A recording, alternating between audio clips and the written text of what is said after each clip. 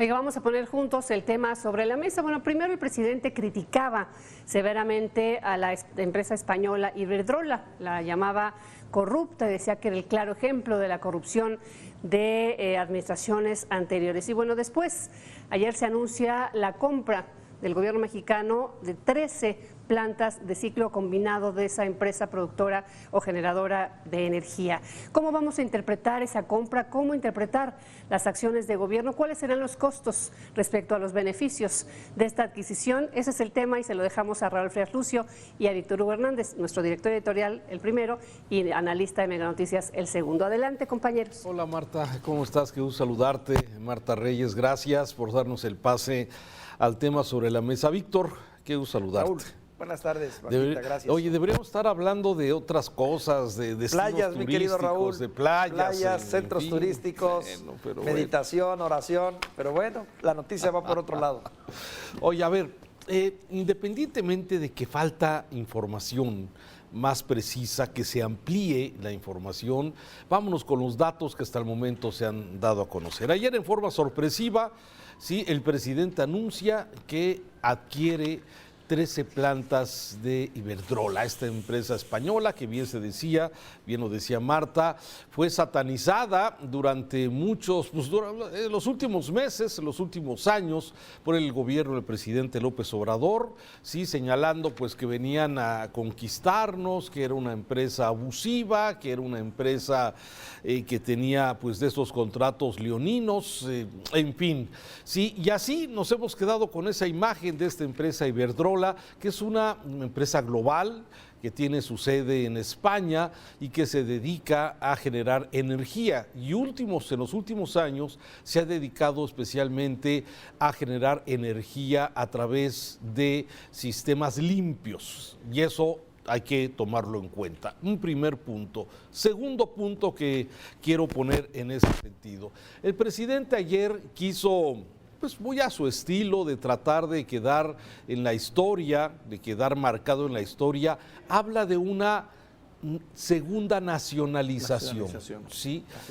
Cosa que está muy alejada de la realidad. He consultado esta mañana fuentes de IMCO, por ejemplo, donde, bueno, señalan que no es una nacionalización porque en primeras estas 13 plantas van a seguir siendo propiedad privada. Lo que queda es la operación, queda en manos de la Comisión Federal de Electricidad. La operación, es decir, la generación de energía a partir de estas 12 plantas, de una forma combinada de generación de energía y una precisamente de energía eólica en el estado de Oaxaca. Es decir, no se está expropiando, no se está comprando la propiedad, se está adquiriendo, según lo que es la operación y la energía que se va a producir a partir de esta compra, que va a ser por 6,000 millones de dólares. Sí, esto es lo que más ofrece. Y un tercer punto para escuchar tus puntos de vista, darte la palabra, es precisamente otra vez discurso contra realidad. ¿Sí? El presidente se iba a incrementar la cantidad de generación de energía eléctrica. En realidad no, Víctor. En realidad va a seguir siendo la misma capacidad de energía eléctrica entre pública, Comisión Federal de Electricidad, y los privados. O sea, lo único es que estamos pasando las manzanas de una canasta a la otra, pero la capacidad sigue siendo la misma. Primeros comentarios al respecto, Víctor.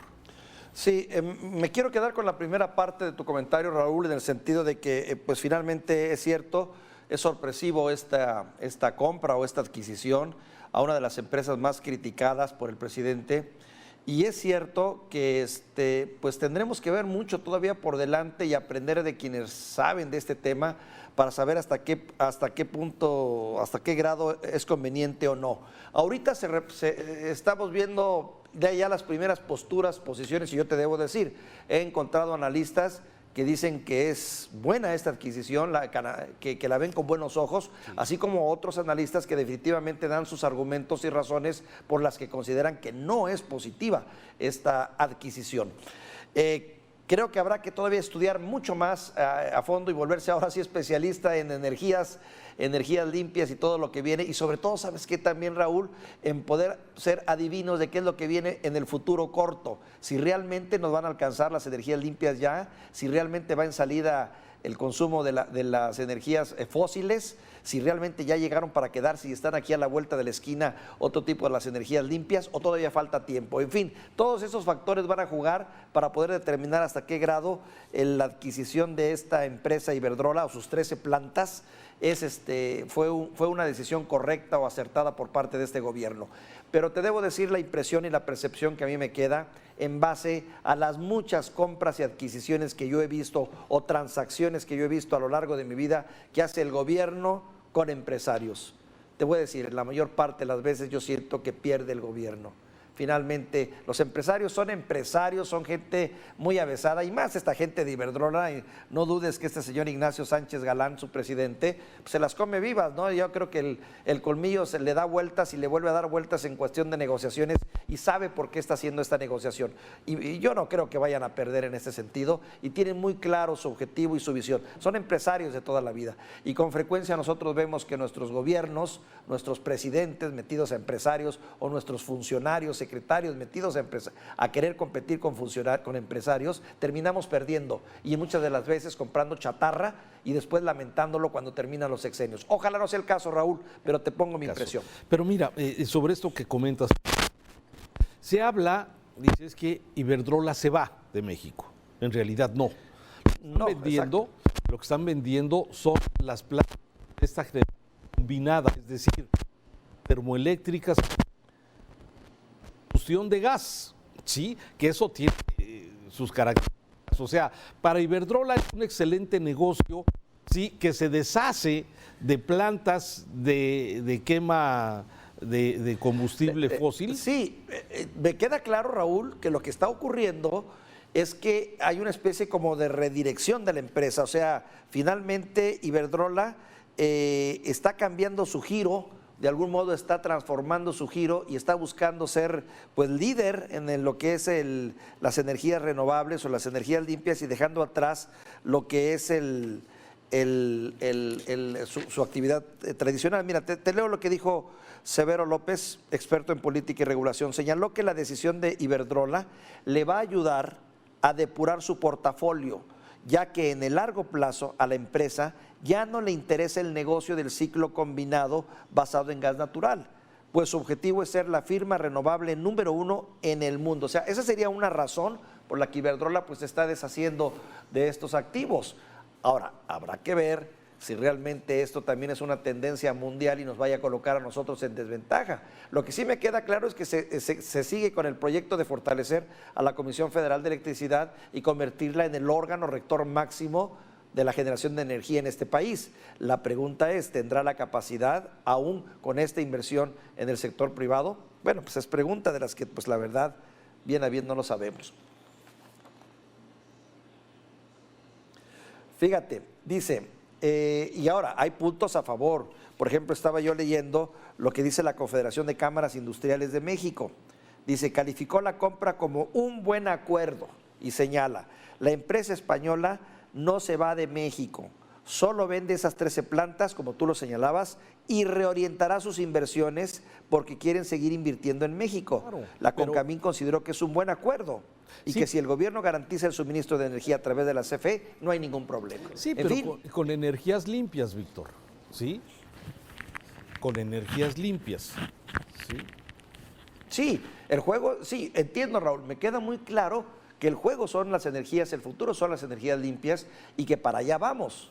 Sí, claro. Y que incluso la presión de Estados Unidos, de Canadá y de los tratados que tenemos nos empujan hacia allá. Claro. Por eso te digo, ¿de quién fue la jugada maestra? ¿De Iberdrola o del gobierno mexicano? A ver, yo creo que como tú bien lo dices, tiene aristas, ¿no? Todo esto tiene aristas, ¿sí? Esta que está señalando que me parece muy clara. A ver, Iberdrola no pierde, ¿eh?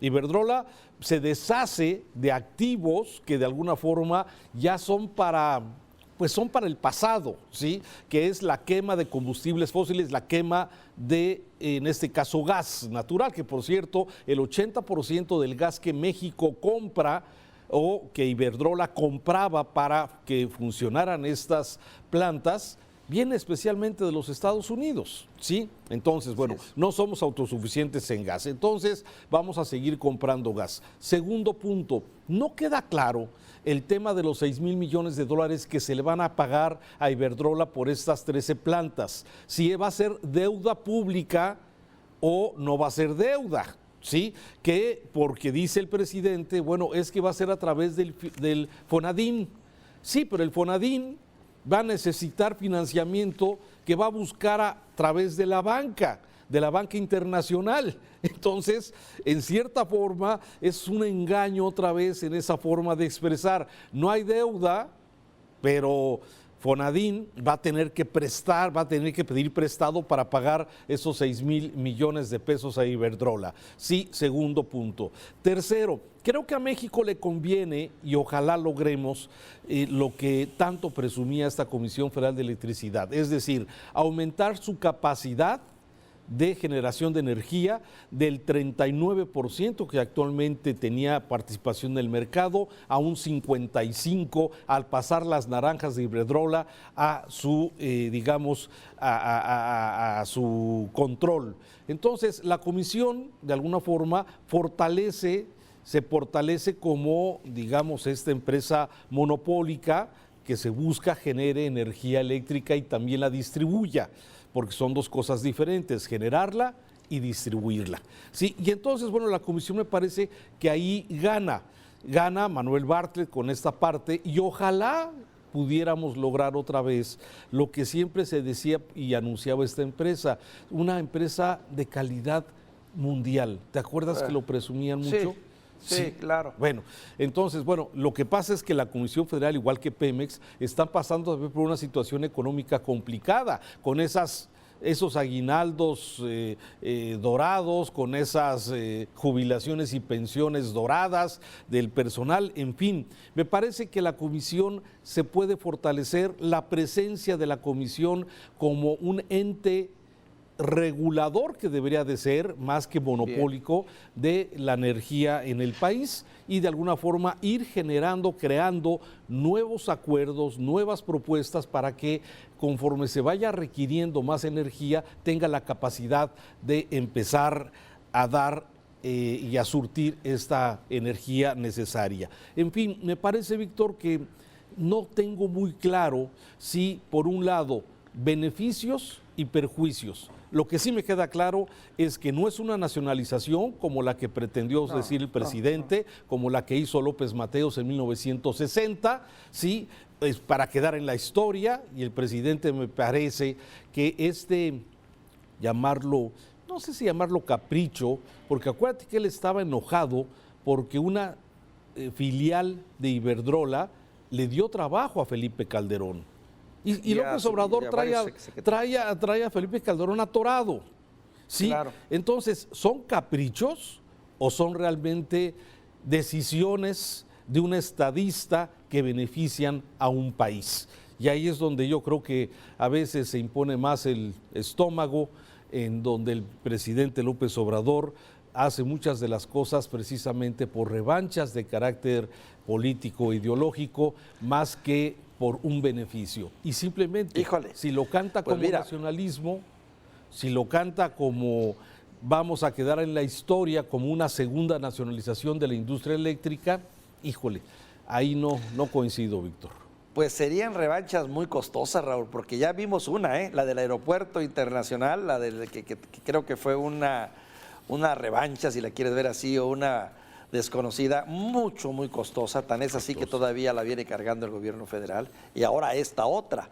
Ahora, yo quiero pensar que este concepto de endeudamiento es relativo en el sentido de que sí, se sale a buscar financiamiento afuera con la banca internacional y con otros acreedores posibles, siempre y cuando ese dinero sirva para hacer producir una empresa que a su vez genere la suficiente utilidad y riqueza como para pagar esa deuda, porque si no la va a generar y va a ser otro elefante blanco como está ahorita, pues fregado el asunto, porque vamos a ser los mexicanos los que vamos a tener que pagar con nuestros impuestos al final del día ese dinero. Pero fíjate que estas 13 plantas de Iberdrola están operando, están funcionando.